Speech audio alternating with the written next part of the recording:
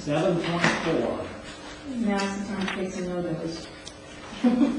No, it isn't, because actually we have a speaker. We have a Roger Clerk for comments. This is discussion and possible direction to staff regarding first aid ordinances. Hello all, good to see you. Bring up something that I wasn't ever willing to bring up before. I fear that it might cause more harm than good. But now that I'm just Joe Public, nobody's going to listen to me no how. And we're not going to cause no panic or no concern or nothing, but I'm kind of to the left, as you all know, by control. Now come July 1st, you can make a simpler thing as a proclamation and ask everyone to take a mental note. What are you renting your properties for on July 1st? So that we can come back and ask them later. And if you ever show an interest in rent control, that you have some basis in starting. I don't even know if I'm for it, but I'm certainly for looking at it and having some starting basis. I hope it causes no one a rent increase. If you just listen to old Roger, you're listening to a fool. But just somebody to collect some information from that day by proclamation. The community, take note. What you charge for rent. That's fine. That's Okay, thank you, Roger. Can we address anything? Yes. Okay.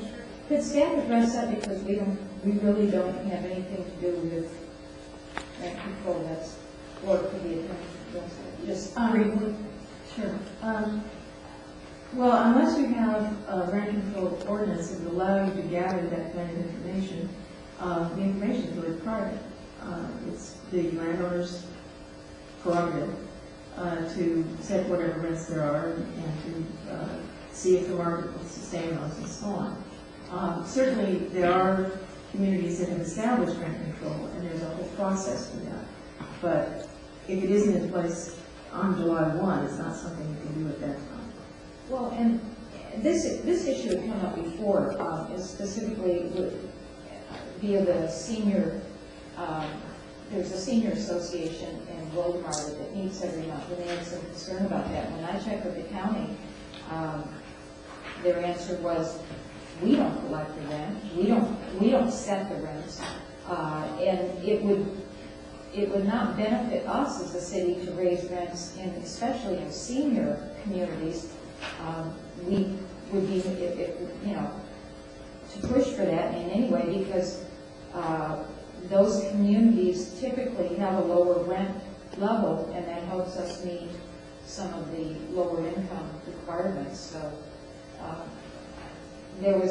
I think there was a feeling that we as a city would have some control or be pushing for that for some reason. But we don't collect the revenue from that. We don't, we get, it's so, the tax increment is so tiny that it would not benefit us to push for that. For the tax increment, and it'd be a political nightmare, I think, if we were to even consider that. And I think we're all getting to the senior age. I thank you for your comments, Roger, but I don't believe it's going to be something that is going to happen here or that we need to worry about, but we should be aware of it.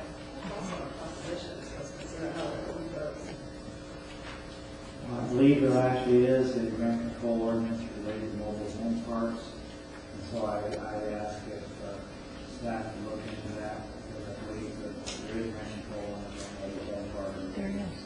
So there either is or there isn't.